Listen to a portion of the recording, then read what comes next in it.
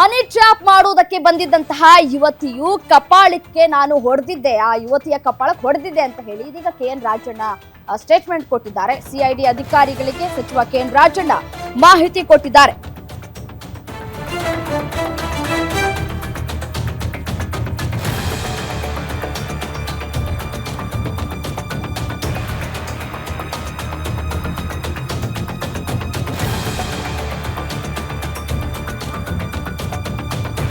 ಕಳೆದ ವಿಧಾನಮಂಡಲ ಅಧಿವೇಶನದ ಸಂದರ್ಭದಲ್ಲಿ ಸದನದಲ್ಲೇ ತಮ್ಮ ಮೇಲೆ ಹನಿ ಟ್ರ್ಯಾಪ್ ಯತ್ನ ನಡೆದಿದೆ ಅಂತ ಹೇಳಿ ಸಹಕಾರ ಸಚಿವ ಕೆಎನ್ ರಾಜಣ್ಣ ಹೇಳಿಕೆ ಕೊಟ್ಟಿದ್ರು. ಇದು ಸಾರ್ವಜನಿಕ ಹಾಗೂ ರಾಜಕೀಯ ವಲಯದಲ್ಲಿ ಭಾರಿ ಸಂಚಲನವನ್ನ ಕೂಡ ಉಂಟು ಮಾಡಿತ್ತು.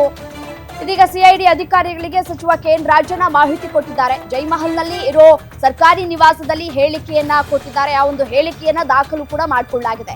ಎಷ್ಟು ಬಾರಿ ಭೇಟಿ ಮಾಡಿದ್ರು ಸಿಐಡಿ ಟೀಮ್ ಪ್ರಶ್ನೆ ಮಾಡಿದ್ದಾರೆ. 2 ಬಾರಿ ಬಂದಿದ್ರು, ಮೊದಲ ಬಾರಿ ಭೇಟಿ ಆಗ್ಲಿಲ್ಲ, ನಾನು ಸಮಯ ಕೊಡ್ಲಿಲ್ಲ ಅಂತ ಕೆಎನ್ ರಾಜಣ್ಣ ಹೇಳಿರುವಂತದ್ದು. ಆಕೆಯ ಜೊತೆ ಗಡ್ಡಧಾರಿ ವ್ಯಕ್ತಿ ಕೂಡ ಬಂದಿದ್ರು. ಆತ ಯಾರು?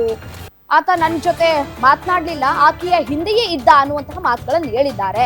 ನೀವು ಪರ್ಸನಲ್ ಆಗಿ ಮಾತನಾಡಬೇಕು ಅಂತ ಹೇಳಿ ನನ್ನ ಚೇಂಬರ್ಗೆ ಕೂಡ ಯುವತಿ ಬಂದಿದ್ಲು. ನನ್ನನ್ನ ಎಳೆದಾಡೋದಕ್ಕೆ ಪ್ರಯತ್ನವನ್ನ ಪಟ್ಟಂತಹ ಸಂದರ್ಭದಲ್ಲಿ ಆಕೆಯ ಕೆನ್ನೆಗೆ ಬಾರಿಸಿದ್ದೆ ಅಂತ ಹೇಳಿ ಹೇಳಿಕೆಯನ್ನ ಕೊಟ್ಟಿದ್ದಾರೆ ಅನ್ನೋ ಡೀಟೇಲ್ಸ್ ಗ್ಯಾರಂಟಿ ನ್ಯೂಸ್ಗೆ ಲಭ್ಯ ಆಗ್ತಾ ಇದೆ.